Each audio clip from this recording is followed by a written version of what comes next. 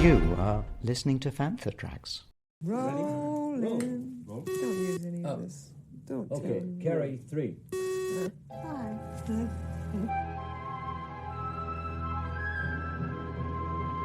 They love you. You know. This is Princess Leia Organa. You're listening to Planet Leia. Permission is granted to land on Planet Leia. Brought to you by Fantha Tracks. Here are your hosts, Clair Henry and Johanna Nybelius.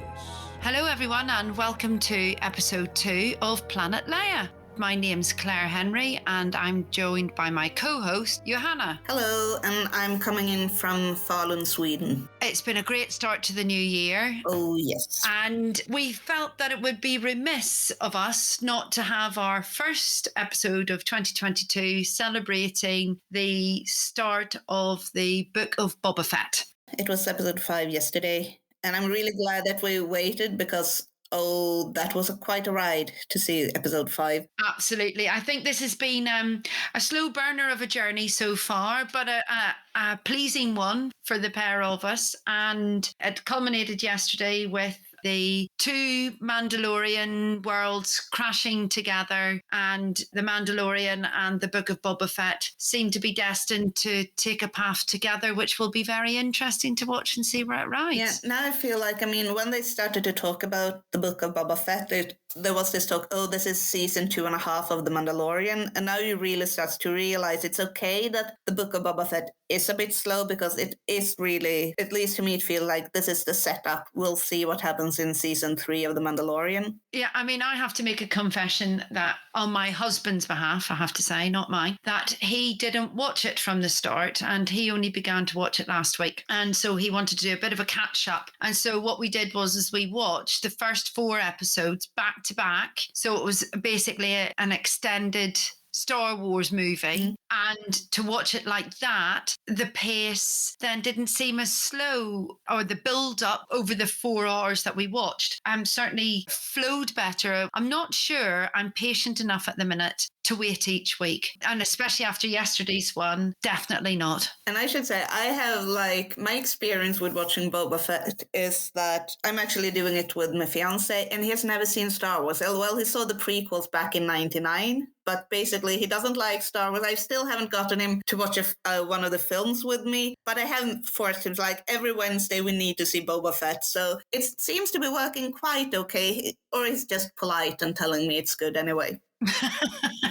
And as everybody knows, Planet Leia's focuses on female characters and their development, or female in the wider sense of in the production crew or the background crew. Obviously, our take and our look on the Book of Boba Fett this episode will be focused on our female characters that we have met so far. Let's go in no particular order, shall we? Let's have a look about who we've met so far. Obviously, we have to start off with Fennec Shand. This is almost like it's the Book of Boba and Fennec. If Boba didn't have all his flashbacks, it would even be more Fennec. And I actually think she seems to be the smart one. I think she also seems, and maybe this is the new Boba, is that he's more conciliatory, thoughtful, whereas Fennec is very much gung-ho, go for it, don't give them this, kill this one, take this one out. She seems to be a bit more assertive, shall we say, about it. To me, it feels like Boba is a bit naive, which is strange considering what he's done in his life. He shouldn't be a naive and cautious guy. He should be knowing how all the syndicates, how it works, and how the territorial fights between different crime groups. And he seems to totally be lost to it. And then he has Fennec. She knows it, and she's the one who has to explain it to him. She's really cool. I love everything about Fennec. The costume, the character, and she's fighting a lot cooler than Boba as well. Well, the other thing is obviously we met her in The Mandalorian, and in The Mandalorian we saw her demise. or so we thought, as it goes with lots of different Star Wars characters who we think that's it, they're never coming back. She appears. And in the Book of Boba Fett, obviously we see how this happened. And then it links into another episode or a previous episode to it where we meet the biker group and we meet... The only thing with the Fennec and her explanation how she survives, I mean, I'm really curious how she get all the nutrition that she needs. Basically, they have switched out all her abdomen, stomach, and everything for some mechanics.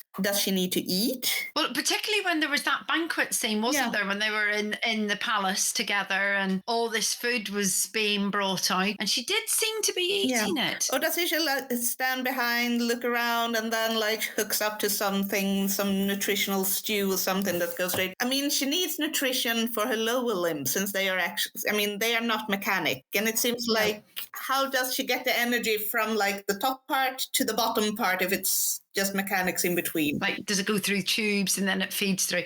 Yes, I mean, it's a bit like Maul. Yeah, but he doesn't have a bottom part. That's what's interesting with Fennec. She actually has a bottom part. She's more like Vader in that way. True.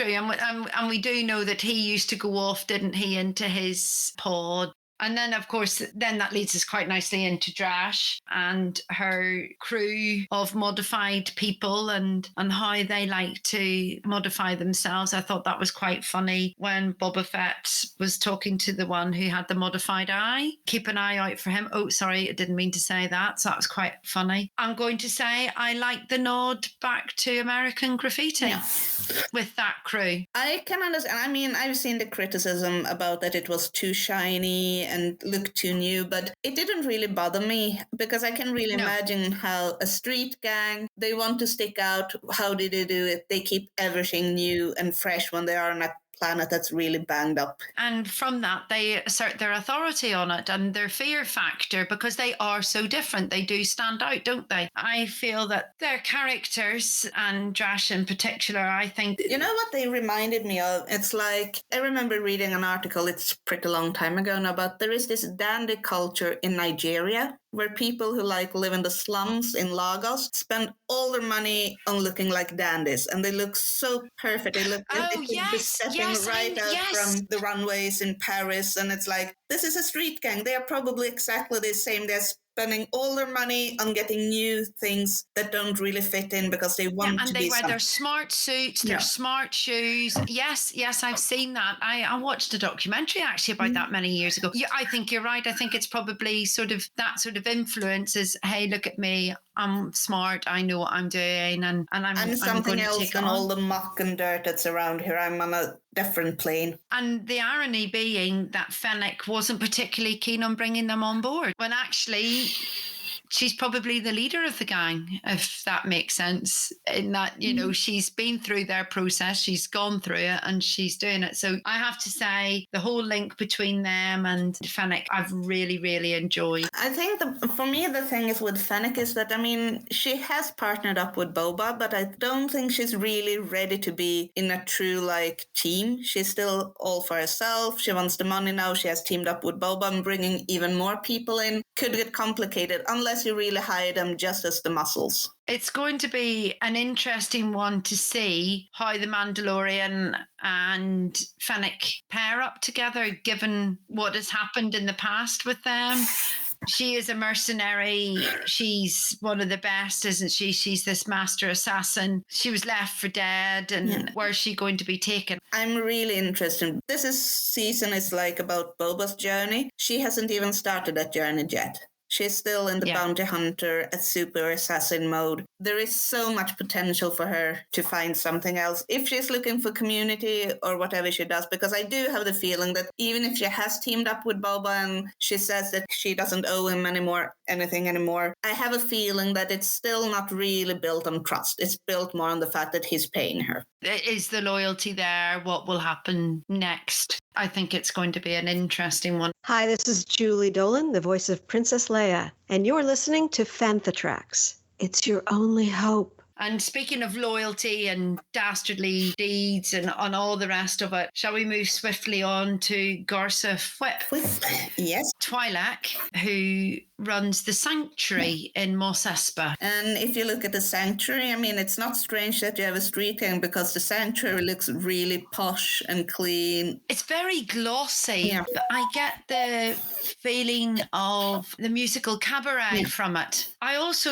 think back to Indiana Jones and the Temple of Doom. Oh, yes, that scene. A troop of Twi'leks dancing in the background. Looking at it thinking, this is where the deals are made. This is where the deeds are done. She's almost the facilitator in it. She knows a lot more than she lets on, but clearly that's her job. She's a bit Maz Kanata in that she knows everything but divulges nothing. Would that be the best way to describe her?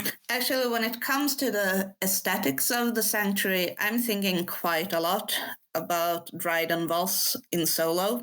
Which has made me a bit curious. I mean, she seems to be on top of everything. Is she maybe Black Sun? They have not really gone into the whole spice fight over Tatooine yet, but they are there and they are ready to go in and just swoop it all up. Oh, could you imagine if that was to happen? There was talk at some point, wasn't there, of a spin-off of that whole thing with Emilia Clarke? Oh, that would be excellent if that was the case. Are we going to start the rumour now, shall we, Johanna? Yes, please. More Black Sun, and especially the sanctuary on Tatooine is actually a Black Sun headquarter. I have to say, I know that from looking at lots of things on Twitter and Instagram and stuff, certainly the Twi'leks are a very popular race on Star Wars. I am quite looking forward to seeing the different cosplays, etc. that I feel that we're going to see now because of that. I don't really feel like it's going to be just because of this, because Twi'leks have always been so popular. Nowadays, it's not very hard to get hold of a pair of Leku, so they are available and people love them and think they are cool. So yes, I mean, and it's also from a cosplay perspective, you can do a custom Twi'lek and people still recognize it's a Twi'lek, even if you do your own. And we see quite a lot of different colors now of them. It's like they come in all shades, really, the Twi'leks. I feel that we've got a lot more to come from Madame Garsa. I feel that she hasn't quite shown her true colours yet. I was reading an article in Harper's Bazaar with Jennifer Beal, the actress, who plays her, better known for Flashdance and The L Word. But she was saying that Robert Rodriguez and herself were talking about how the sanctuary obviously sells water, which comes at a top premium because it's a Tatooine and it's a desert planet. And then we've heard about the fact that Tatooine used to be a planet like Camino. Yeah. So they were talking about that at one point in an episode. Water is a premium. The sanctuary sell it at a premium. Clearly there are deals and duns being made. And Robert Rodriguez talked about it being like Casablanca. Yeah. Which also I never really thought about either, and that she is the female equivalent of Rick from Casablanca. Yes. And I don't know whether you've ever seen Casablanca or not. A purely iconic film, in my opinion. She has to step into the power that's given to her. It's not easily given to her. She has to earn it. So clearly I feel that there's going to be some more wheelings and dealings coming out of that. But it's also obvious that to me that she's not like a native to Tatooine. She has seen the galaxy. She's been around. I mean, her whole speech to Black Karsten when she was talking about having seen him in the pits and everything, you get the feeling she knows stuff. She has been around. That's why I'm thinking like she is the master informant of Mos Espa. But it was really, I haven't thought about it like Casablanca, but it's definitely like that. I think the more you look at it, it's that sort of that feeling of the previous films we talked about and then Casablanca all rolled into one. So I'm hoping that we're going to have an episode centered on the whole feelings that are going to go on with it. And of course, with Casablanca, if you haven't seen it, I mean, it's all about this. It's a neutral place during World War II, meaning that both sides have their men in Casablanca doing all shady deals. And it's obvious that Tatooine isn't really, I mean, it's not part of any remnant of the Empire, but the New Republic doesn't have a control. You have all these criminal gangs hanging around. So it's obvious that no one is really holding the power on Tatooine right now. And that will, of course, be very interesting to see. while they're in the sanctuary, up pops another female character, which unfortunately we don't know her name, and I don't know whether we will see her again. The Hutt twins and the female Hutt. Again, I have to say, my first thoughts were those people carrying that litter must be as strong as oxes. That was incredible. But who thought this whole ancient traditions, etc., the show of power and strength? I'm quite sure, as we've seen already with Princess Leia taking out Jabba the Hutt, it's not difficult to do. No. But yet somehow these Hutts still command some sort of power and even manage to hire a Wookiee. My first thought when we saw the twins was actually, I was wondering if they were co-joined, but then you could see that they had separate tails because they were like just a big blob. I was thinking like, okay, and a pair of co-joined twin Hutts, this would be really interesting, but no, it wasn't like that. No. I was trying to look, I couldn't quite work it out myself, but yeah, her with her fan just sitting away doing that. But that was the one criticism I had. It felt like, okay, you had the twins. Why is it that the female Hutt is having a fan with her? It felt like, okay, we need to point out that she's a female, give her a fan, instead of like caring about I'm sure it. there Or could give have been them both another fans. There could have been another way of doing it, I suppose. I never even thought about it like that. I But thought yeah, like, you're right. where they could have put, a fan, what's the next step? Put fake eyelashes on her and lipstick or something. It was clumsy. I think you're right on that sense. But then they did bring us the gift Well, that keeps on giving, which is the Rancor. baby Rancor. Oh, The Mandalorian has baby Yoda, and now Boba has his baby Rancor. I feel that it's parallels all working out together. I loved it. I absolutely loved it. And I'm looking forward to the episode to seeing Boba Fett riding that Rancor through the plains of Tatooine with the Mandalorian now in his new Naboo fighter with possibly Grogu poking out where the R2 unit should be. There is room. I haven't thought about it, but of course, he doesn't have an astromech, but it's a perfect spot to put a little Grogu in that spot. That's exactly what myself and my daughter last night were saying when we watched it. She says, I know who's going in there. And I thought, you're probably not wrong there. She's not a big character, but I always feel it's good to sort of point out all the different females that we've seen so far. I actually would like to talk a bit more about the Naboo fighter, because I thought that was really interesting, because here I think we have a generational thing. I keep wondering also if there is a bit of more female influence to have so many Naboo references, because when episode 1 came, there was all this criticism that it didn't look Star Wars, it was something else, it didn't look as worn, it wasn't as rough. I and so many more people love Naboo, so really I got chills when I realized it was a Naboo fighter down there. It was even like all the references to like saying like, hey, it was even bodyguard of the Queen of Naboo. I really feel like, yes, episode 1 is getting back more and more into the Star Wars canon. I'm going to say I feel that there's a lot of harping on about the need to nod it to the OT, but actually I know that lots of people were saying that it felt like the old Star Wars, and it is the old Star Wars, but you know what, actually there's a lot of references to the prequels in this, not just the OT. There's a lot of references and showing Camino, nodding back to Jango Fett, and then this Naboo fighter. When you saw the silhouette, it was like, it can't be a pod racer, because he can't go through space in a pod racer. What is this? And then like she sweeps off and then you start seeing all this yellow, like, oh, it's a Naboo fighter. That was my favorite moment of episode 5, actually.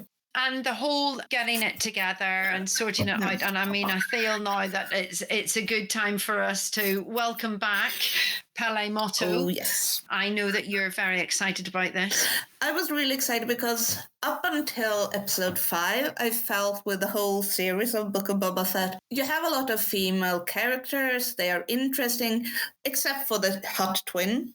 They all look the same. Sure, they are a bit older now, not all young, but they are also fit and good looking. They are really like Hollywood perfect. Then in comes Pele Motto, and she isn't Hollywood perfect.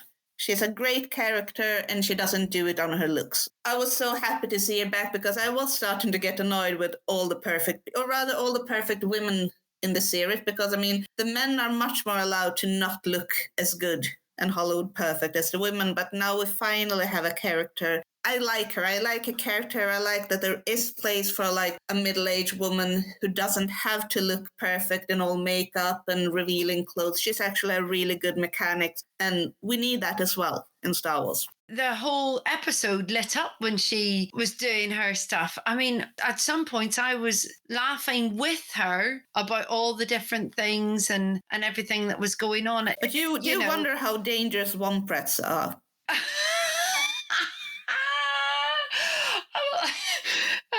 It was when she came on and then she was being pulled away, and the little droids were like looking at her. Oh dear, honestly, I was giggling away at that. I just thought it was brilliant.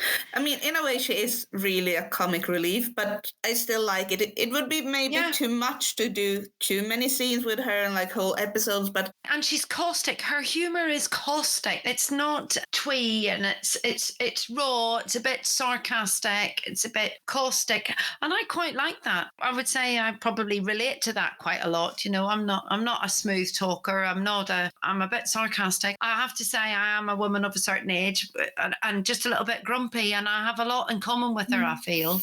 I really like her. And I mean, she's so professional with what she does as well, and enthusiastic about the ship and everything. But still, the best moment was when she talks about having a relationship with a Jawa. Oh, that was disturbing. I had actually thought about that also as well, like coming up, like when will we see or at least now we got to hear about the first interspecies relationship in Star Wars. Because I mean, such a big galaxy, you shouldn't look a book on its cover. You should look the inside of different persons. There must be loads of interspecies relationships. Now we finally got one, human and Jawa. There's the next cosplay that's going to happen in Star Wars Celebration. We need a Peli Motto and a Jawa running around together. And now I really like that, because I mean, I have been missing that part, because it should be out there and like not judgmental. You can love anyone, then you should be able to love an alien as well. This is the thing about the Book of Boba. It throws up stuff that you just don't think that's going to happen. It's just like, oh, really? And then you see the two of them standing together and you think, it can work. But I do wonder how they smell under the robes, the Jawas. Oh.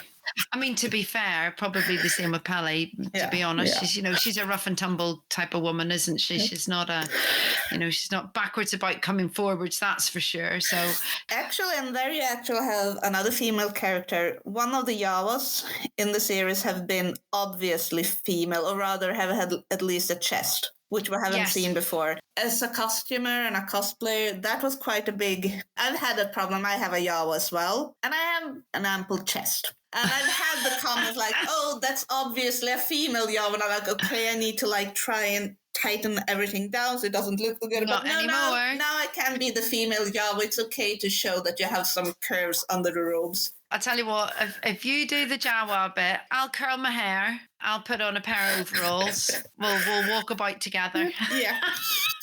It's possible. I mean, we don't know if she was together with the male or the female Jawa. No, we don't. Again, just a really great addition to it. And as we were talking about earlier, the Book of Boba Fett is 2.5 of The Mandalorian. And we can see that there's clearly the two paths are now crossing. The two characters, no longer Mandalorians, either of them. And crossing together with that and seeing where this path's going to take them. I think it's going to be, a very interesting story arc from now on. This slow build up has built up to this point where where's this going to go? Where's Fennec going to fit in with all this? And I think she will be really necessary for the dynamics between the characters, because you have Boba, who seemed to now be set on building his own community, doing whatever. Actually, that's maybe the weakest part of the whole series, is that I have no idea what Boba has for a plan, except that, okay, apparently he wants to control Tatooine, but why? But still, I'm thinking about he wants to belong to something. He wants to have a community. The Mandalorian comes from his very strict community, which I'm definitely calling a sect with how they are behaving. And he wants to get back there. He was very upset when they talked about the Jedi and, how that Grogu would have to disown and have no emotional contact. And he was very upset about that because they melted down the staff. And what was in that little Grogu-shaped little parcel? I think it's probably little mini chainmail or something made for him. Chainmail because there were lots of little hooks that weren't used on the floor. But of course, now the Jedi is something else than what the armorers think the Jedi are. So we'll see. For everything in one location, daily news, reviews, interviews, podcasts, video, and social media feeds, bookmark FanthaTracks.com for Star Wars news 24/7, 365.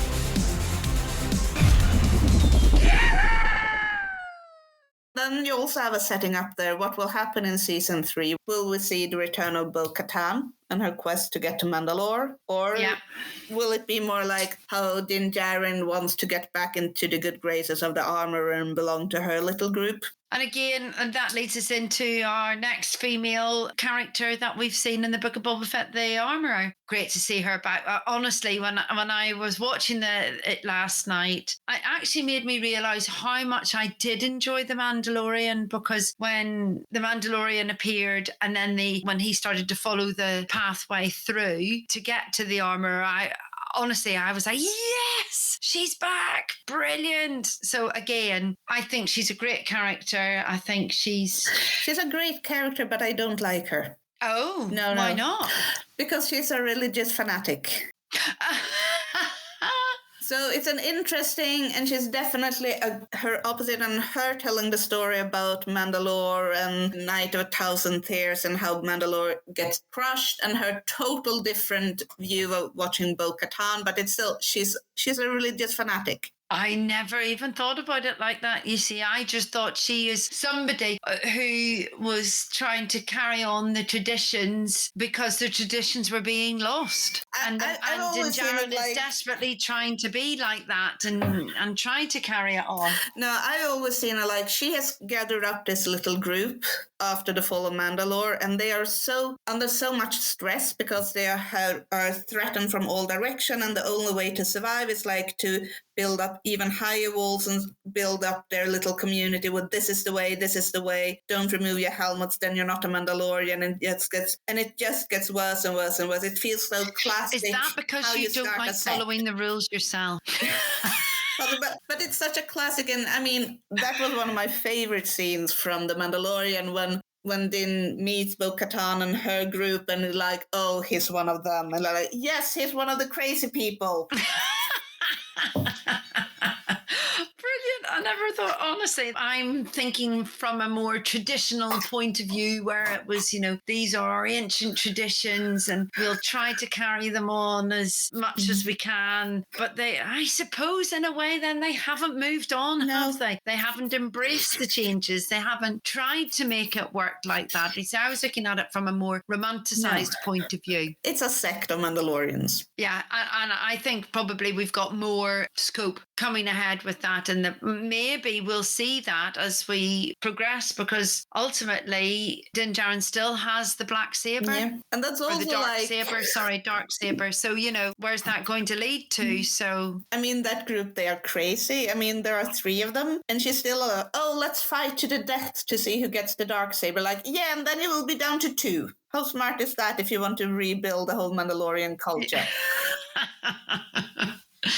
Marcus was watching, he says, are they going to fight until... And I went, looks like it. Weird. But, we'll run with it. And then we've got 2 more to sort of think about and look at. The female Tusken. I liked seeing the Tuskens with a bit of personality. Understood, it looks like Boba Fett was the one who tried to introduce and move their ways forward, shall we say, with technology, etc., etc. But I enjoyed the flashbacks to them and their progression, and it was a bit slow, but I have a feeling that it's not going to stop, shall we say. There's more to it. I think the slaughter of the tribe by these people who are leaving their marks on the walls, the gang with the spice. I feel that this is going to develop. I'm wondering, has Boba Fett decided that he's going to take over to seek revenge? I'm actually a bit torn about the whole Tusken sequences because, in a way, I guess I had a bit of a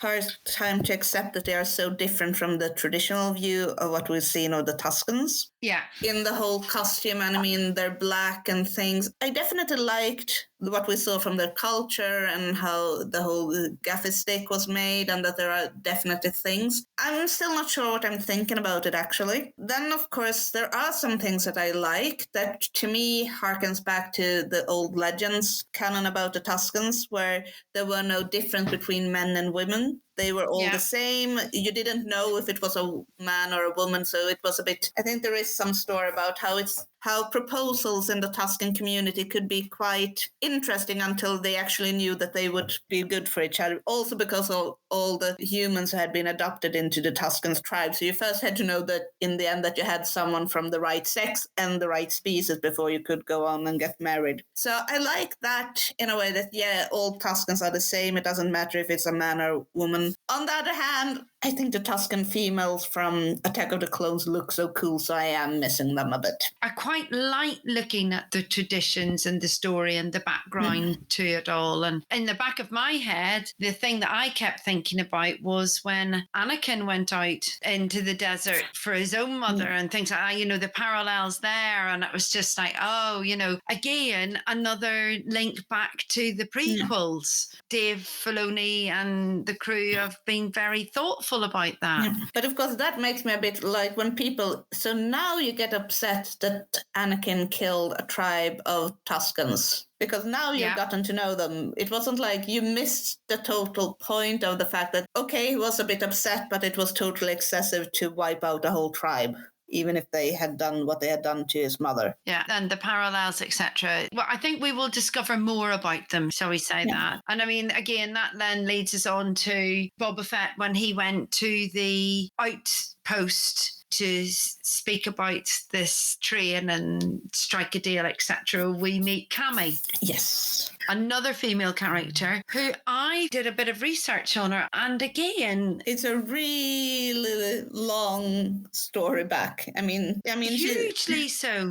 I mean, she's in a cutscene from A New Hope. Yeah, again, who, where, what thinks of these things? So for those who don't know, we see her in the Book of Boba Fett with her boyfriend or her partner, and the boyfriend he doesn't like what they're doing to him. They're basically bullying him, aren't they? And he gets a bit angry with them, and Boba comes in and intervenes, shall we say. What we don't know in this is that Cammy is friends with Luke Skywalker. Yeah. Her partner, they were friends with Luke Skywalker, Deke, Windy Starkiller, and Biggs. This whole other background again. And so I can see this going off into books or comics or something, on that, I mean, that's quite logical because, to be honest, Tatooine is a backwater planet. It's strange. I mean, there are not that many people living there, so it would be strange. I mean, if they are around Mos Eisley or Anchorhead, I mean, in Mos Espa, I'm just waiting for them to run into someone. I wouldn't be surprised. I mean, I guess he's old, but Watto or anyone else from Anakin's childhood in Mos Espa. Yeah, exactly. I can imagine them all going to the Toshi station, go and get some power converters. I can see all that happening in a comic or in a spin-off book. So again, they've been thoughtful in their female characters and who they've put in. The people that they've put in have a background, they have a story, they have a link, they have potential character separation to other parts of the Star Wars universe. So although they've all come together in the Book of Boba Fett, they each have their own tale to tell, or they open up a discussion about who they are, and where they're going to go with it. I mean, hats off to them.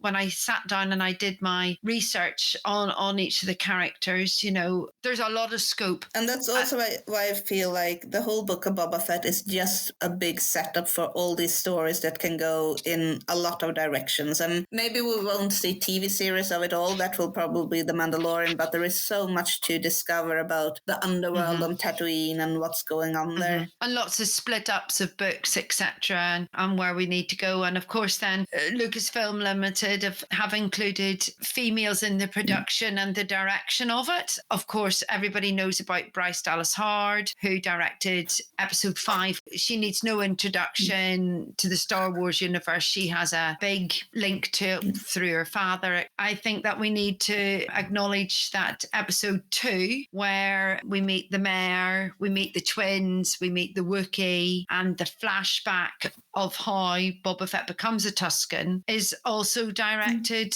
by a woman, Steph Green. And I think this only shows that, like, with more diversity in the production team, you get a lot more diversity on screen as well. And it's so good. Yeah. I mean, she, again, for people who don't know her background, she's been Oscar nominated. She's been Emmy nominated for some excellent shows and films and TV. She has directed Scandal, for anybody who knows that. So she's worked with Shonda Rhimes, who is an incredible TV producer. She has her own company, that's Grey's Anatomy and Scandal. And so she's worked with one of the best female producers of TV series in a long time. She's worked on The Americans and she's worked on Bates Motel. The Emmy she was nominated for, and I've not watched this series before, but she is probably best known for her work on the Watchmen standalone episode, Little Fear of Lightning. The link with her and Jennifer Beals is that she's worked on the latest reincarnation of the L Word, which is produced, I believe, by Jennifer Beals. So again, they've been thoughtful and they've put links in with people who've worked with other people, you know, and that episode in episode 2, The Sanctuary has its part to play in it. So I think it's great to see 2 very strong female directors guiding Star Wars. Yes. And we look forward to what will happen in the future with all these lines and all these female characters and all the female behind the scenes people as well, because it is an interesting time for Star Wars fan right now. And there are so many interesting things happening. Absolutely. I wholeheartedly agree. It's going to be a good one. I think, how many more episodes have we left of Boba Fett? 2. So I'm guessing we will see like a roundup of how they meet up and like see the plan. What are they going to do? And then like see you later in season 3 of The Mandalorian. And then we've got Kenobi coming. That will be Deborah Chow's work. So that's going to be a good one too. So I think we're going to see all that links, etc., all come to fruition. I think that's going to be great. It's nice to be able to talk about some pretty chunky female characters in this series. I'm really pleased. But I think we're going to draw this to a close now. It's been great having a good old chat about it. I think what we should probably do is put a ledger on which bits do we think are actually going to come to fruition. I'm going to say that I'd like Jennifer Beals, Madame Garcia, to say, frankly, my dear, I don't give a damn at some point. I love that. And I want her to be Black Sun agent in some way. I'm going to say that Fennec Shand is probably going to shaft them all and run away with all the money, etc., or do something. Yes. I think she's playing it underhand at the minute. We'll see what spaceship Pelimoto comes up with next. Yes.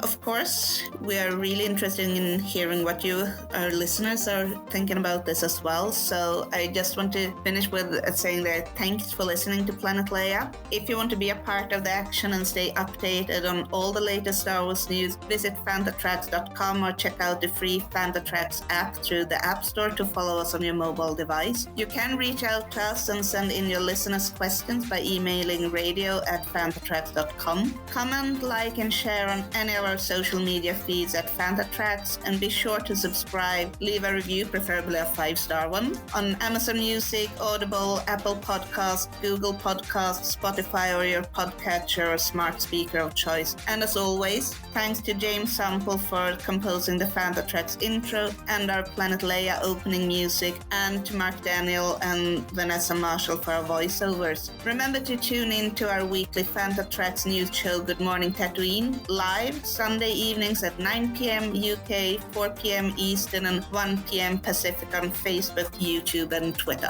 Thanks for listening, everybody. We're switching off now. Let's see where the Book of Boba Fett goes. Johanna, it's been great to have a good old chat again, and until the next time. Until next time. See you soon. See ya. Coming up next on Fantha Tracks Radio, it's another episode of Making Tracks.